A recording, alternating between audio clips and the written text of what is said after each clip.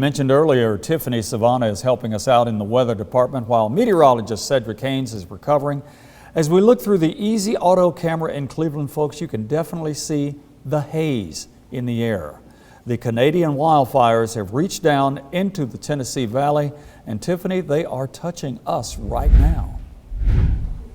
They are, and they're even reaching areas as far as northern Alabama and northern Georgia. This wildfire smoke, this happened about a month or two ago. I don't think it's going to be as bad as it was at that time, but you can see the smoke can travel hundreds and even thousands of miles, all depending on the upper level wind flow. And you can see there's a big dip in the jet stream, and that's why those winds are moving from northwest to southeast. And you can see in our visible satellite imagery, all this lighter white shading, that's the haze, that's the smoke kind of engulfing portions in the northern plains, the Midwest, and even down into the Tennessee Valley. Look at the current air quality. You can clearly see where the smoke is. It's at the unhealthy category across portions of Indianapolis, Chicago, up into Des Moines, and also into the northern tier, into Montana. So that's where the air quality is the worst.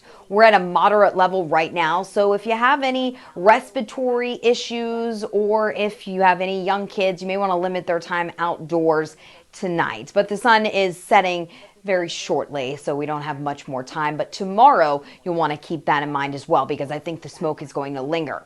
Look at our futurecast smoke. It starts to really move in, or it already has moved in, but it may get a little bit thicker as we head into the overnight period and into tomorrow morning. So as you're waking up, there may be some haze in the air, and as we go throughout the day tomorrow, there will likely continue to be that wildfire smoke producing moderate levels of air quality. That's mainly going to affect those sensitive groups, so the elderly, young children, and if you have any respiratory issues, you'll want to just limit that time outside tomorrow. Then the smoke will start to thin out and move away from us as we head into Tuesday and Wednesday.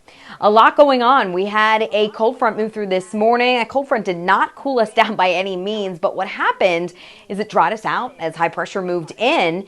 And it also dropped humidity levels a little bit. Any bit will take this time of year. Notice our dew points have dropped into the middle 60s. Yesterday, they were well into the mid 70s. So a little bit of a change there. It's still humid. It's still hot, but it's not quite as bad as yesterday in the past couple of days. So it looks like those dew points will stay in the 60s, mid and upper 60s, and we'll stay in that humid category, the yellow category, Monday and into Tuesday. And then we'll start to see those dew points rise back into the 70s. That puts us in that very muggy category as we get into Wednesday, Thursday, and Friday. And we may see another drop by the end of the weekend into the weekend thanks to another cold front. So let's take you hour by hour, showing you what to expect overnight. I think we'll stay partly cloudy. There may be some areas of patchy fog in the morning. Keep that in mind as you head off to work. And then by tomorrow afternoon, hot.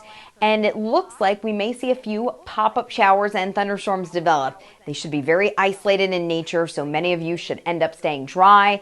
And then we'll have another disturbance, which could potentially bring us a few more showers and storms as we head into late Monday night, early Tuesday. So that's going to be the name of the game over the next couple of days.